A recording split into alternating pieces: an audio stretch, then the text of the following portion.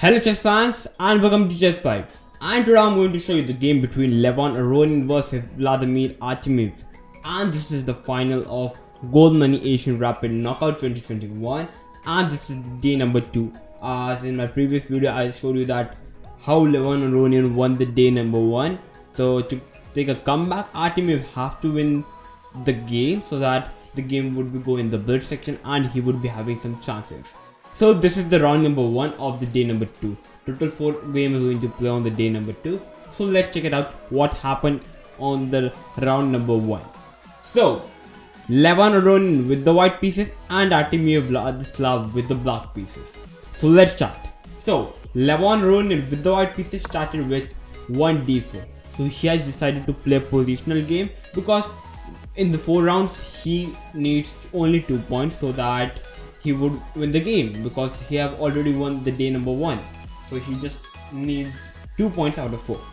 So after d4 we are having g6 by black, e4 by Levon Aronian, bishop g7, knight f3, d6, c3, knight to f6, bishop d3, castle and castle. And by playing the castle we can see that now we are in the King's Indian defense variation. After king d6 we are having c5 by black, and so black have decided to create some weaknesses on the white center, because this is what white does or black does, because here white is having a very nice center, so black tries to create weaknesses on the center so that it would be nice for black. So after c5 here we have h3 by Levon Aronian, stopping this bishop g4 idea of pinning up the knight. Here we have queen c7, rook e1 by white, and here we have e5 black. Perhaps white is preparing to play e5 in the future, that's why here black decided to play e5, asking that white does want to capture the pawn, does white wants to push the pawn, or does white wants to play something else. So after playing e5, white responded with bishop e3, not going to capture or pushing up the pawn, he's simply going to develop the piece. And this is the basic rule of chess, and this is the most critical thinking. That's why we should always develop the pieces at the place of capturing of the pawns or pushing up the pawns. It's better to develop the pieces as fast as you can. So after bishop e3, here we have b6 by Artemiev, preparing to play bishop b7, creating weaknesses on the pawn on e4. So here we have knight to d2 by white, knight to c6 by black, creating more pressure on the pawn on d4, and now it's a triple pressure. So after playing knight c6, here white played rook c1, and after playing rook c1, in this position after move number 11 we have a completely new game. There's a one game in which white decided to capture the pawn on e5, but here we have rook c1, and from the move number 11 we have a completely new game. So after rook c1, here we have rook to e8 by black, d5 by white, grabbing more space and kicking the knight from the c6 square, and now it's a block position. So here we have knight to e7 by black, perhaps planning to play knight h5, f5 and create weaknesses on the center. So after knight e7 we have b4 by white, giving no time to block, directly preparing to capture up the pawn, or even pushing up the pawn can also be possible, or even a4 a5 can also be a probability. So after b4 here we have knight to d7 by Artemiev, perhaps he is planning to play f5 in the future. We have knight to f1 by white, here we have c4 by black, hitting the bishop on d3, bishop to c2 by white, and here we have f5 by black, he decided to play f5 and creating pressure on the pawn on e4.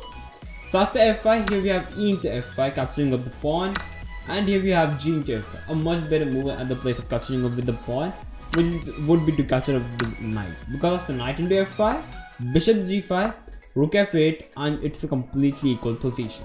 But what happened in the game after e into f5, here we have g into f5, and here we have bishop g5, because this f4 threat was coming up. So after bishop g5, here we have e4 by white, and in this position Levon Aronian played a fantastic move by white, which is knight to g3, and this move is too fantastic, saying okay, you can grab my knight on the f3. So in this position Artemiev decided to capture up the knight on f3. A better move at the place of capturing of the knight. Capturing of the knight was a blunder by Artemiev. A better reply could be to play knight to e5. The idea of playing knight to e5 in this position was, after white captures the knight, bishop captures the knight back. After knight into e4, f into e4, rook into e4. Here white has sacrificed the knight for 2 pawns, but it's still better position for white because black king is too weak.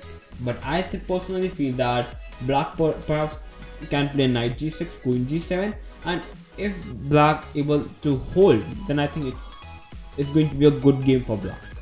But what happened in the game, after e into f5,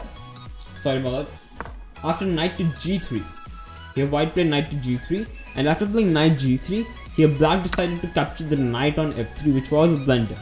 And now, I think what Artemiev thought was, he's going to capture the knight, and now white is going to recapture the knight on e7. And after rook e7, bishop e7, and this is a completely fine position for black. Actually, black is even slightly better after playing knight e5 because the queen attacks the bishop on e7.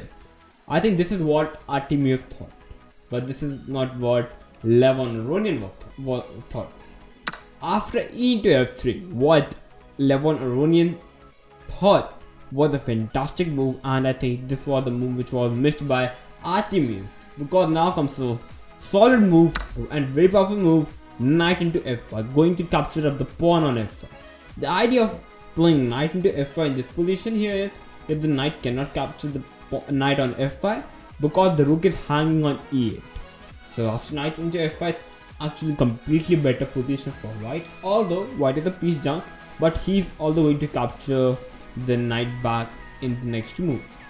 So after knight into f5, here we have knight to e5 by black, saying okay, if you're going to capture, I'm going to capture with the rook, and after you will capture it back, I'm going to capture with the queen, and it's a fine position for black. But there's the only winning move which gives a winning position to white, and all the rest moves give winning position to black. And the move which Levon Aronian played was a very fantastic and the winning move, which was knight into g7, grabbing up the bishop.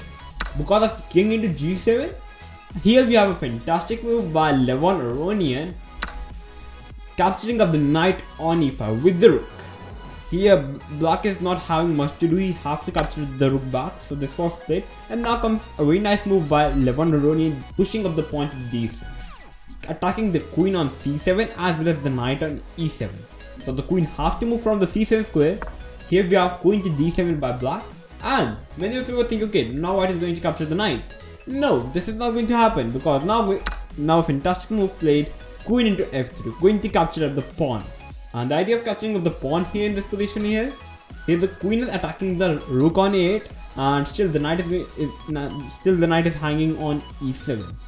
So if first of all, if black decided to capture up the pawn on d6, here comes simply rook d1 attacking the queen. After queen e6, queen into a8, and it's completely winning position for white.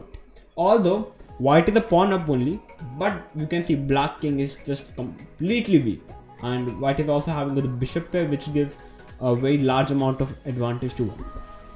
At the place of queen into d6, if black decides to play rook to b8, going to save the rook, now it's mate info, because now comes queen f6 check. Here black is forced to go to g8, and now comes bishop into h7 check. King is forced to capture the bishop. Here we have queen f7 check, and now king is forced to go to h8, and here we have bishop f6 checkmate. A very nice checkmate by white. So this was the problem. So that's after queen f3 in this position. Here Artemiev decided to play knight to g6. Here we have simply queen into 8, grabbing up the rook on 8. Here we have bishop b7, and here white simply captured the pawn on a7.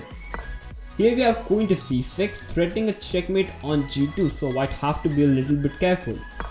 Here we have f3 by white to stop the checkmate on g2, and here black played a very nice move, which is rook to a8. And I think many of the people in this position would think, okay, the queen is trapped, and the queen is trapped in this position. But there's the only single move which gives winning advantage to white, or as the other move equalizes the position, or give winning advantage to black. So I want all of you guys to feel free to pause the video and try to find the only winning move for white in this position.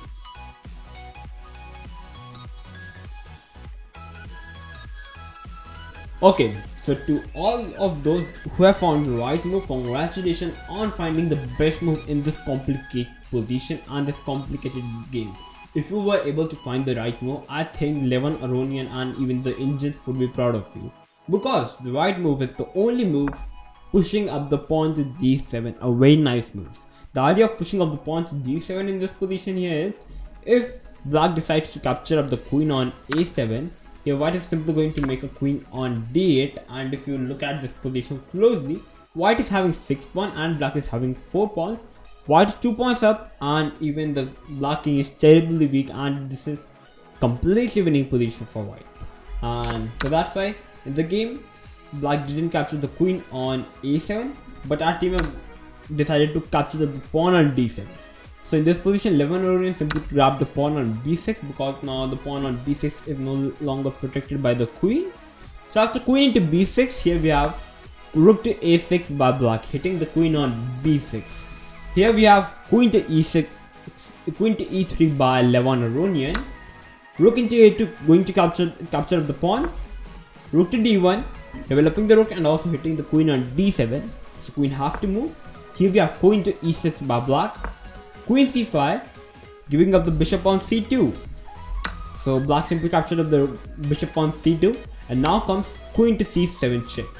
King went to g8, and here white simply captured up the bishop on b7. Knight to f8. Here we have rook to d8 by white. Now the knight is pinned, so knight can no longer move. Here we have rook into c3. Black can't do anything. He has to capture materials or he will lose the game. So after rook into c3, here we have bishop to e7 by white. And in this position, black played rook to c1 check, using his last hope.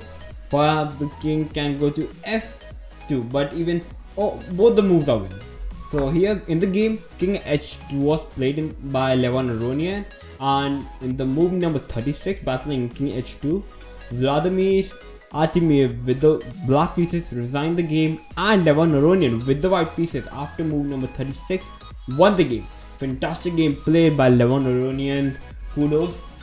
The reason Artemiev resigned the game in this position was here black can't give a single check to white, and the threat of white is to capture up the knight on f8, and black can't even stop that threat. That's why Artemiev resigned the game, and Levon Aronian with the white pieces won the game. And after round 1, round 2 was also won by Levon Aronian. So even if Artemiev won 3rd and 4th round, it's going to be a tie, and Levon Aronian has won the day number 1. So that's after round number 2, when Levon Aronian won the game. The final one was won by Levon Aronian, the Grandmaster. Magnus Carlsen won against Dinglin. I'm going to upload the video tomorrow. So till then, please stay tuned. And if you like this game, then please like to my video. And if you are new to my channel, then please subscribe to my channel. Share this video with your friends and family members. Thank you for watching, and bye bye.